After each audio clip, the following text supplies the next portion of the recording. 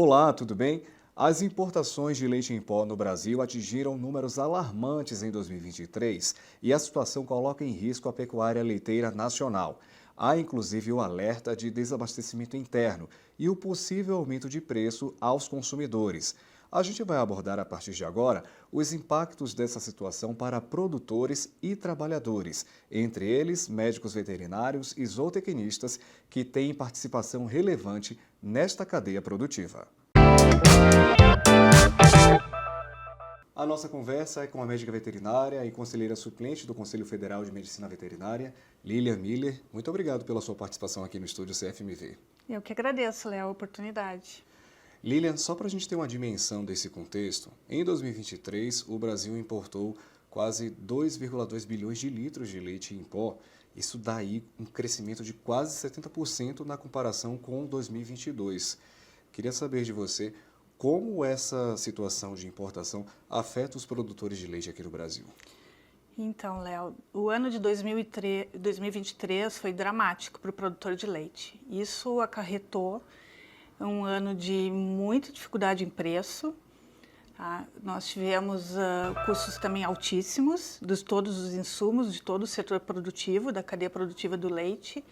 E com esse incremento da importação de leite de fora, acabou competindo diretamente com o produto nacional e isso acaba prejudicando muito o nosso produtor. Então, o ano de 2023 foi desafiante, para não dizer assim, dramático, né? Desesperador. Aqui no país são produzidos 24 bilhões de litros de leite por ano e isso, claro, revela a importância econômica. Quando a gente vê aí essa importação de países do Mercosul, principalmente Uruguai, a Argentina, o que dá para a gente dizer quais são os prejuízos, as ameaças enfrentadas por produtores de leite aqui no Brasil? A cadeia produtiva do leite, ela é uma cadeia importantíssima, não só pelo alimento que está sendo produzido, né, que o leite de alto valor nutritivo, um alimento importantíssimo na mesa do consumidor, da população. É um problema social, né, porque a gente precisa fazer com que esse produtor, com que esse homem do campo, ele se mantenha na atividade. E é uma cadeia também que traz uma engrenagem muito importante em todo o setor do agronegócio, na cadeia de maquinários, de insumos geral, de mão de obra especializada, mão de obra técnica e né, sem falar na produção de leite, né, que a gente precisa desse alimento. Doutora Lilian, a senhora é médica veterinária.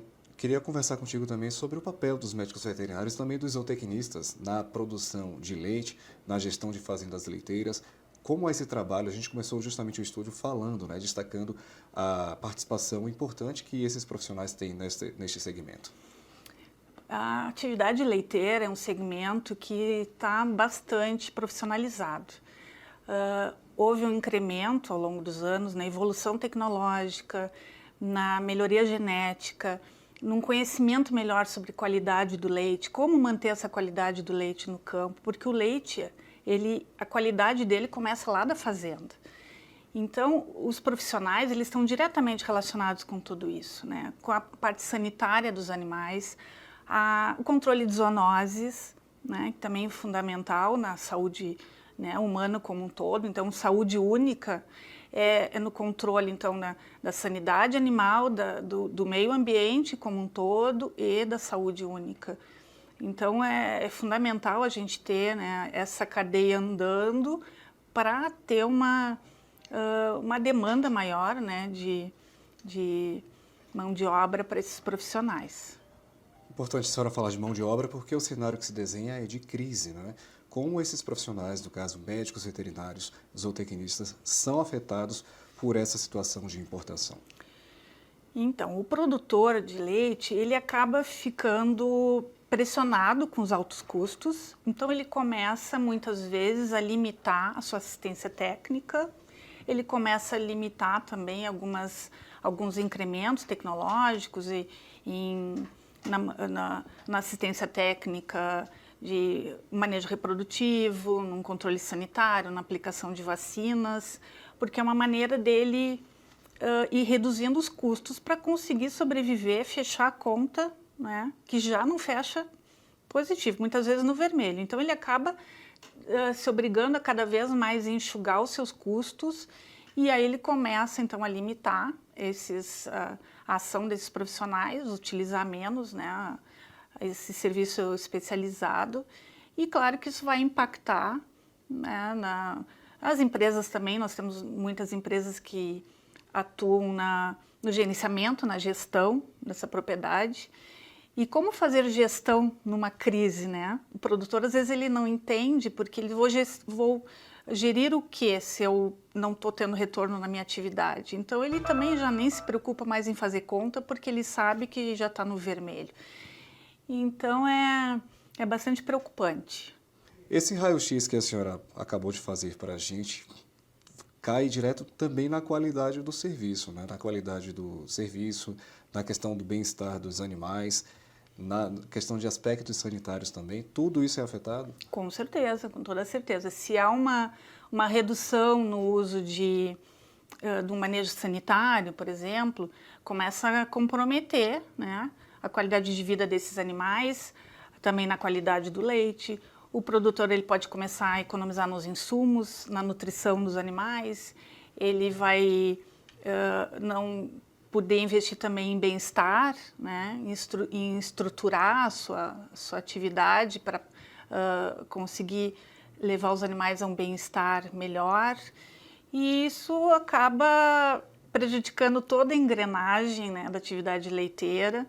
E aí onde tu perde um fio daquela engrenagem, ela já começa a trancar, e aí as vacas já se tornam menos produtivas, com mais problemas sanitários, já não tem índices reprodutivos adequados, e aí a coisa já vai, né, dificultando mais ainda para o produtor.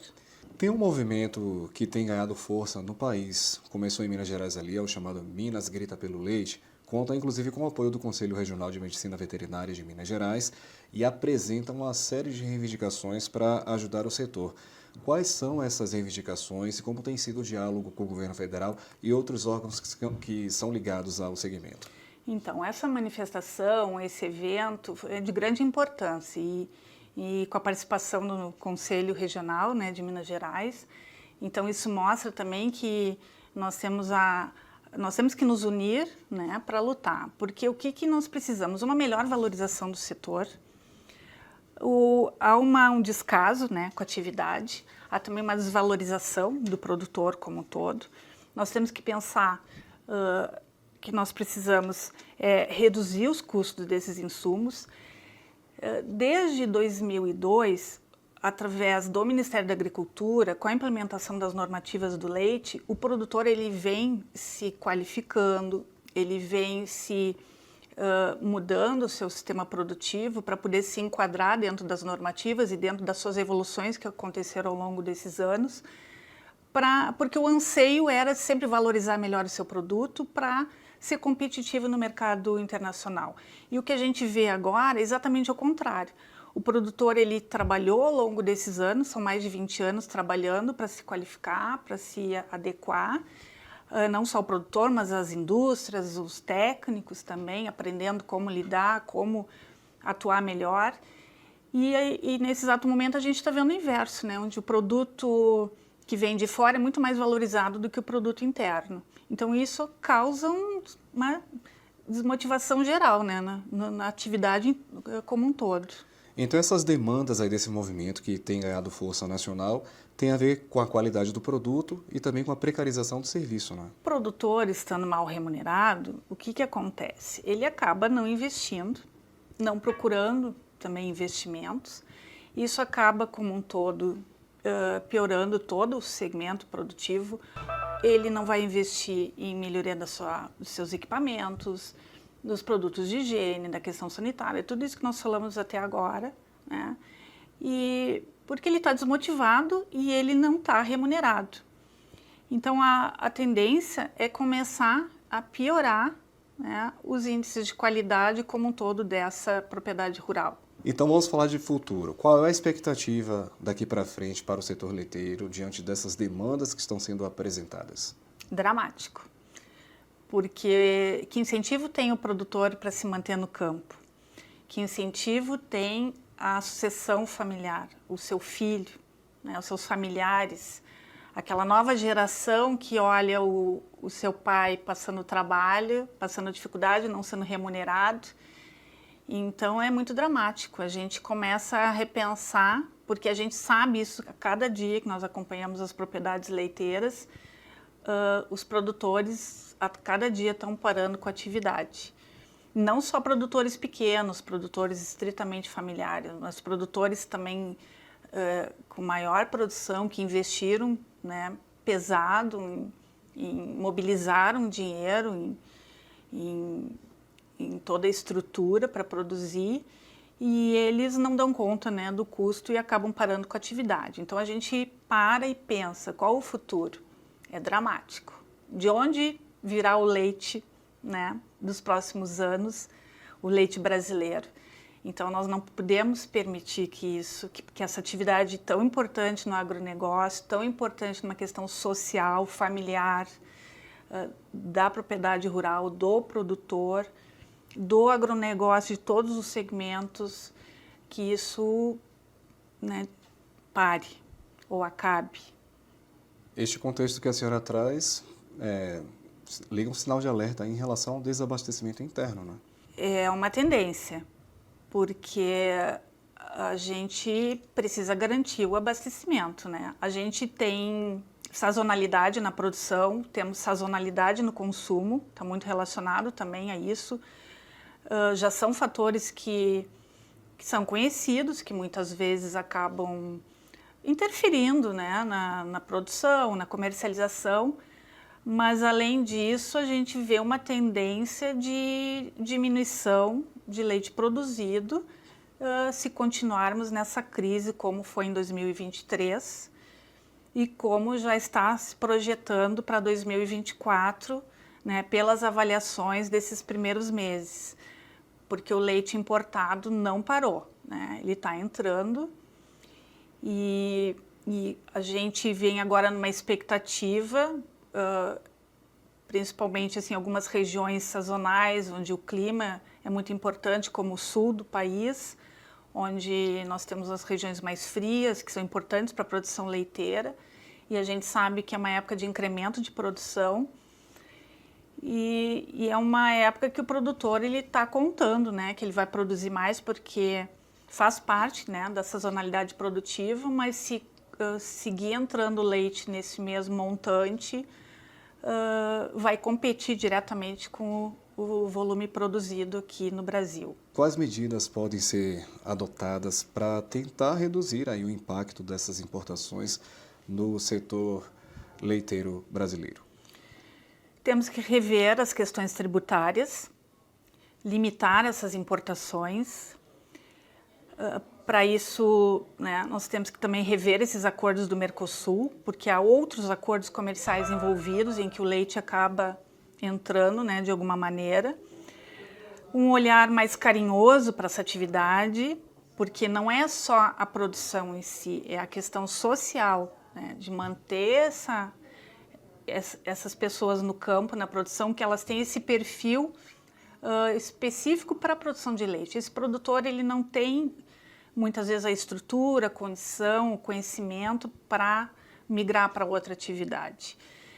E eu gostaria de fazer um comentário, Léo, sobre a questão tributária. O estado do Rio Grande do Sul, ele está mudando agora, na virada do mês, a tributação dos produtos alimentares, em que o leite passará a tributação de 7% para 12%. Quase dobra. Então a gente fica pensando, né, qual é o incentivo que nós temos quando há um incremento do leite UHT, que é o leite, né, de caixinha, do leite, o leite pasteurizado, e a gente é exatamente o oposto do que nós estamos falando aqui. Isso vai inibir consumo e vai também afetar lá para o produtor que está no campo produzindo. E como médicos veterinários e zootecnistas podem contribuir para superar esses desafios do setor leiteiro? Esses profissionais, eles estão cada vez mais preocupados em trabalhar na questão de gestão. Eles estão se preparando, sabendo que é importante ele entrar numa propriedade rural e fazer a gestão do negócio. Então, isso é um contínuo, né? Para ser eficiente tem que ter gestão, o profissional está ali para fazer esse apoio. Mas para fazer uma gestão bem feita e ter resultados, né, precisa ter uma remuneração satisfatória também do produto, né, do leite. Lilian Miller, médica veterinária, conselheira suplente do Conselho Federal de Medicina Veterinária aqui no estúdio CFMV. Quero te agradecer pela sua participação, o espaço está sempre aberto. Eu que agradeço, Léo, a oportunidade. Muito obrigado também pela sua companhia, acompanhe o Conselho Federal de Medicina Veterinária nas redes sociais e também siga o nosso canal no WhatsApp. E até a próxima!